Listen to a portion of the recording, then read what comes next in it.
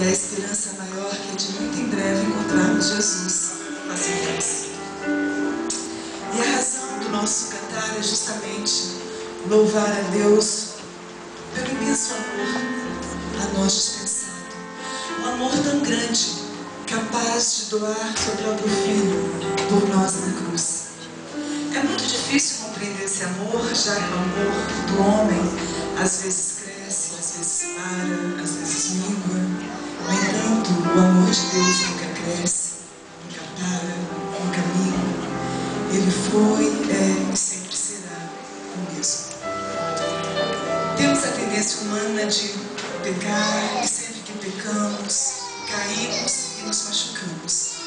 Quando nos machucamos é que vemos a consciência de que não podemos fazer muito por nós mesmos. Então, apelamos pela graça de Cristo. Deus tem sido longânimo conosco.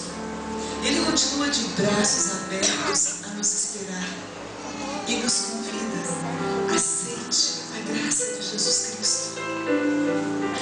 Eu não sei quais são os problemas pelos quais você tem passado, quais são os seus sonhos, o que você tanto busca encontrar na vida, mas parece-me que nós temos caminhado pelo mesmo caminho, temos buscado a mesma luz, a mesma fé, a mesma esperança. Aceite a graça de Jesus Cristo. E então, quando as coisas não forem muito bem, quando tudo parecer falhar, quando as nossas vontades não forem satisfeitas, lembremos-nos das palavras do Mestre: a minha graça é basta.